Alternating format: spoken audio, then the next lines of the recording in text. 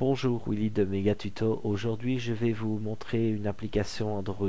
Donc c'est un tuto qui est plutôt pour les personnes qui ont nouvellement acquéri un smartphone Android ou pour les personnes qui ne se sont pas vraiment intéressées à cette option-là. Donc il s'agit d'un client email. Donc ici on a le client Gmail et là le client email, ce qui permet de se connecter à son email à l'aide de plusieurs autres comptes qu'on aurait séparément. On n'a peut-être pas forcément envie de prendre son compte Gmail pour recevoir par exemple des publicités ou des sites d'e-commerce en ligne ou que sais-je quoi. Donc voilà, voilà. Donc ici on va parler de cette application email. Donc en cliquant dessus, vous arrivez sur une invite de nom d'utilisateur et un mot de passe. Donc en les rentrant ici, comme moi je l'ai fait, vous irez vous n'avez qu'à cliquer sur suivant. La configuration manuelle, dans le cas en tout cas d'Hotmail, n'est pas nécessaire.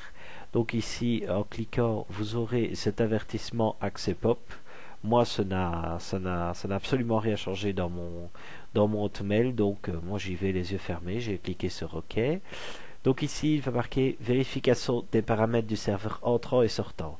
Ici, comme je le dirai toujours, conseillez d'être en Wi-Fi ou alors vérifiez toujours votre abonnement au niveau de votre opérateur pour ne pas avoir de mauvaises factures ou vous retrouver avec votre carte prépayée complètement vide, quoi, ce qui ne fait pas forcément plaisir.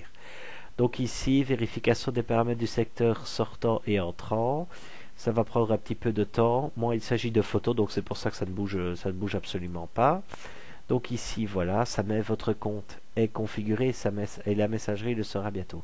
Donc ici, vous pouvez nommer le compte comme vous le voulez, parce que cette application-là, en fait, permet de se connecter à plusieurs comptes Hotmail, ce qui est très intéressant dans le cas où vous avez plusieurs adresses email, que sais-je pour les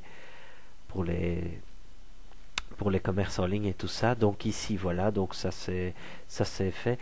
Donc voilà, moi je clique deux fois sur suivant. Là, je clique deux fois sur suivant et OK. Et là encore une fois sur OK. Et cela, donc ça va charger les messages, quoi. Donc voilà, cela va charger les messages. Voilà. Et voilà. Donc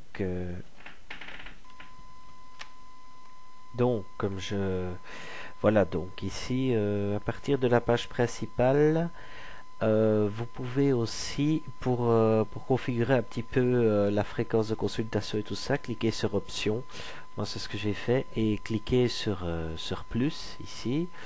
Donc, sur Plus, vous allez accéder à paramètres du compte, taille du texte, mode d'affichage. Bon, moi, je vais directement passer aux paramètres du compte.